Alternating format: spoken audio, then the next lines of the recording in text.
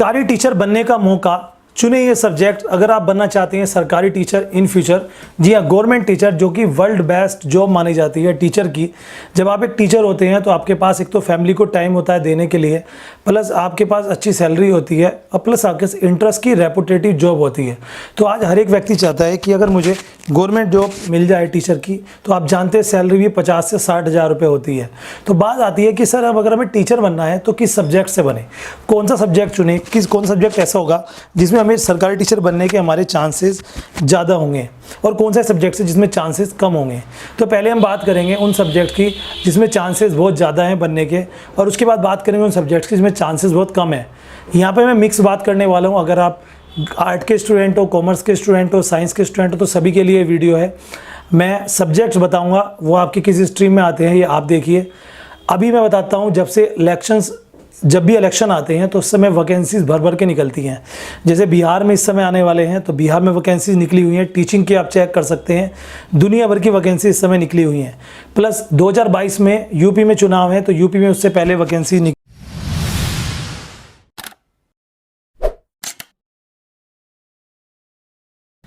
क्या आप इसी क्वेश्चन में अटक गए? आप बस क्लिक करें, फोटो खींचें और क्रॉप करें और 5 सेकंड के अंदर आपको इसका सॉल्यूशन मिल जाएगा। वो चाहे कैसा भी क्वेश्चन हो, चाहे होमवर्क का क्वेश्चन हो, सीबीएसई का क्वेश्चन हो, या यूपी, बिहार, महाराष्ट्र, राजस्थान किसी बोर्ड का क्वेश्चन हो, या फिर आपका नीट, जेई और एडवांस का क्वेश्चन हो, या 6 to 12 किट्स का क्वेश्चन हो, आपको फिजिक्स, केमिस्ट्री, बायोलॉजी, मैथ्स सबके सॉल्यूशन आपको यहाँ पर मिल जाते हैं।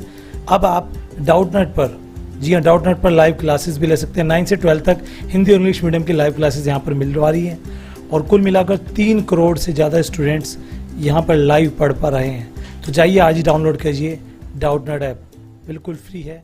तो जो भी बीएड करना चाहते हैं कर सकते हैं, जो ग्रेजुएशन कर चुके हैं या कर रहे हैं। प्लस इन फ्यूचर भी अगर आप 11th में है, 12th में है, इन फ्यूचर भी आपका करियर बहुत है, क्योंकि टीचिंग की ऐसी जॉब है जो शायद निकलती ही रहेगी, उनमें कोई कमी नहीं आएगी। टीचर वैसे कई टाइप के होते हैं। सबसे पहला टीचर होता है प्राइमरी टीचर। प्राइमरी टीचर जो होता है वो होता है प्राइमरी सेक्शन को पढ़ाने के लिए। उसके लिए आपको कोई सब्जेक्ट्स का इशू नहीं होता, आप केवल ग्रेजुएशन आपके पास है। प्लस उसके बाद एक कोर्स होता है जिसे कहते हैं डीएलएड। इसे अलग अलग स्टेट में अलग अलग नाम से होते हैं, जैसे जेबीटी, डीएलएड, डाइट ये डिपार्टमेंट से होता है, या ये डीएलएड भी कह सकते हैं, इसको ईएलएड भी कह देते हैं। तो ऐसे अलग अलग कोर्सेज होते हैं। ये बीटीसी भी इसको हम बोलते हैं, जो प्राइमरी में पढ़ाने के लिए होता है। इसके लिए कोई सब्जेक्ट की ज़रूरत नहीं है। अगर आप ये टीचर बनना चाहते हो तो इसके लिए मैंने सेपरेट वीडियो बना रखी है, आप देख सकते हैं जाकर। तो इसके लिए आप बस अपनी ग्रेजुएशन करें। ग्रेजुएशन के बाद डीएलएड या बीटीसी के नाम से कोर्स होता है, वो आप अपने डाइट सेंटर से जाके कर सकते हैं। इसके लिए एंट्रेंस होता है और कहीं पे मेरिट भी लगती है। सेकंड नंबर पे आता है एलटी ग्रेड टीचर और टीजीटी टीचर।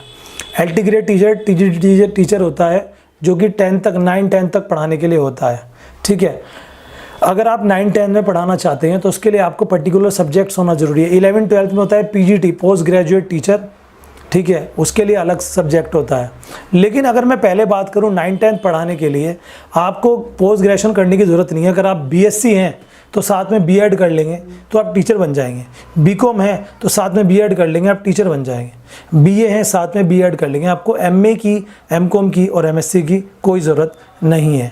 अब बात आती है कि अगर पीजीटी बनना है, पोस्ट ग्रेजुएट टीचर 11 12 में पढ़ाने के लिए, तो वहाँ पे आपको पोस्ट ग्रेजुएशन के लिए पीजी करना ज़रूरी है। चाहे एमए, एमकॉम और एमएससी ये करना बहुत ज़रूरी है। अगर आपने नहीं किया हुआ है तो आप बीएड के बाद भी कर सकते हैं, लेकिन मैं रिकमेंड करूँगा कि आप ग्रेजुएशन, जी हाँ, ग्रेजुएशन के बाद अगर आप बीएड कर लेते हैं इन सब्जेक्ट को चुनकर जिन्हें मैं बताने वाला हूँ, तो उसके बाद आप एमएससी या एमकॉम कर सकते हैं। उसके बाद जॉब आपको मिल जाएगी। इसके लिए स्पेशल एग्ज़ाम्स निकलते हैं। सबसे बड़ी बात यह है कि आने वाले समय में जितने भी एग्ज़ाम होंगे उनमें इंटरव्यू ख़त्म कर दिया है। कुछ स्टेट में है, लेकिन सेंटर में और स्टेट में, यूपी में ख़त्म कर दिया है। बिना, आपको केवल रिटर्न क्रैक करना है, मेरिट लगेगी, आपके सिलेक्शन हो जाएगा। इतनी अच्छी अपॉर्चुनिटी मुझे लगता है खोनी नहीं चाहिए। सबसे पहले बात करेंगे आर्ट वाले स्टूडेंट्स के लिए कि उन्हें कौन से सब्जेक्ट्स लेने चाहिए। ये वो सब्जेक्ट्स हैं जिन्हें लेकर आप अपना करियर बना सकते हो। ठीक है, सबसे पहला सब्जेक्ट्स आता है जिसे मैं कहता हूँ आर्ट ग्रुप में, वो होता है सोशल साइंस। सोशल साइंस में इसमें 3 4 सब्जेक्ट्स आते हैं। एक आता है ज्योग्राफी, हिस्ट्री, साइकोलॉजी। ठीक है जी, और ज्योग्राफी, हिस्ट्री, साइकोलॉजी, और एक और सब्जेक्ट्स आता है जिसे हम कह सकते हैं फिलोसफी, साइकोलॉजी फिलोसफी में वैकेंसीज बहुत कम निकलती हैं, ये सब्जेक्ट भी थोड़ा टेढ़ा है, लेकिन अगर हिस्ट्री ज्योग्राफी से अच्छे से कर लोगे, आपको हिस्ट्री ज्योग्राफी सब्जेक्ट लेना है, बीए में सब्जेक्ट कॉम्बिनेशन बनाने के लिए इसके साथ आप इंग्लिश भी ले सकते हैं या पॉलिटिकल साइंस भी ले सकते हैं। अच्छा है, करियर ओरिएंटेड है, वैकेंसीज निकलती हैं भर भर के। सेकंड नंबर पे लैंग्वेज सब्जेक्ट, लैंग्वेज सब्जेक्ट्स में चाहे उर्दू हो, चाहे हिंदी हो, चाहे इंग्लिश हो, चाहे संस्कृत हो, ये लैंग्वेज सब्जेक्ट चारों सब्जेक्ट्स में वैकेंसियाँ बहुत निकलती हैं, लेकिन कंपटीशन इनमें से हिंदी और इंग्लिश में सबसे ज़्यादा होता है। मैं कहूँगा कि इन चारों सब्जेक्ट्स में से अगर आपको करना है तो उर्दू या संस्कृत से करें, तो आपका स्कोप बहुत है, आपकी डिमांड बहुत है, ऑनलाइन स्टडी में भी बहुत है, गवर्नमेंट जॉब में भी बहुत है, प्राइवेट स्कूल्स में भी बहुत है। तो उर्दू या संस्कृत, ठीक है। इसके अलावा पंजाबी से भी आप पढ़ सकते हैं, उर्दू, संस्कृत, पंजाबी, मराठी, गुजराती, ये लैंग्वेजेस में बहुत है। लेकिन जो कॉमन लैंग्वेज है हिंदी और इंग्लिश, कैंडिडेट इतने बन चुके हैं तो ये छोड़ दो इसको, ठीक है। उसके अलावा एक कोर्स आता है इकोनॉमिक्स। इकोनॉमिक्स में बहुत करियर है, इकोनॉमिक्स बहुत कम बच्चे लेते हैं, लेकिन अगर आप इकोनॉमिक्स से करते हैं तो बहुत आपके पास ऑप्शन है। इकोनॉमिक्स के अलावा एक और सब्जेक्ट्स आता है जिसे मैं कह सकता हूँ, माइंड से मेरा निकल रहा है, लेकिन मैंने सब चीज़ें फिक्स कर ली थी अपने माइंड में। पॉलिटिकल साइंस है, लेकिन पॉलिटिकल साइंस मैं कहूँगा कि अगर आप कॉम्बिनेशन के साथ रख सकते हैं तो रखिएगा, लेकिन ये जो मैंने सब्जेक्ट्स आपको बताए इन पर थोड़ा अमल ज़रूर करें। बात करें अगर साइंस वालों की, तो फिजिक्स, केमिस्ट्री, बायोलॉजी और मैथ्स। फिजिक्स, केमिस्ट्री, बायोलॉजी, इसमें बॉटनी, जियोलॉजी आती है और मैथ्स। इनमें सबसे ज़्यादा स्कोप जो है, इनमें चारों सब्जेक्ट्स ही ऐसे, इनमें केवल मैथ ऐसा, इसमें कंपटीशन ज़्यादा है। बाकी फिजिक्स, केमिस्ट्री में आपका हुनर आपके पास है तो आप काम चला लेंगे। बायोलॉजी में अगर आप है तो आपका करियर बन जाएगा। तो ये होता है बायोलॉजी के लिए। बायोलॉजी वाले बच्चे और केमिस्ट्री में अगर आप कर सकते हैं तो बहुत अच्छा आपके पास मौका है। बायोलॉजी या केमिस्ट्री में से आप ज़रूर करें। अगर बात करें यहाँ पे तो बात आती है कॉमर्स वालों के लिए।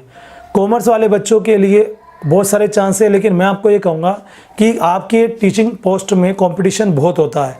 आप किसी भी सब्जेक्ट से कर लें, लेकिन अगर आप कर लेते हैं, आपको एमकॉम करना ज़रूरी है। अगर आप ये सोच रहे हैं कि खाली बीकॉम करके या बीएड करके आपको जॉब मिल जाएगी, तो नहीं, आपको बीकॉम के बाद एमकॉम भी करना है, प्लस बीएड भी आपको करना है।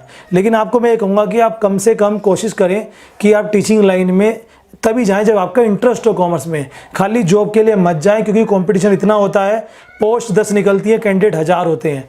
तो इस चीज़ पर जरूर ध्यान दीजिए। बस ये मुझे आज की वीडियो में बताना था। कॉमर्स वालों के लिए कहूँगा अगर आपका इंटरेस्ट है तो आप पढ़ें, बाकी और सब्जेक्ट्स वालों के लिए मैंने बता दिया है। बाकी अपनी क्वेरीज मुझे बता सकते हैं कमेंट करके।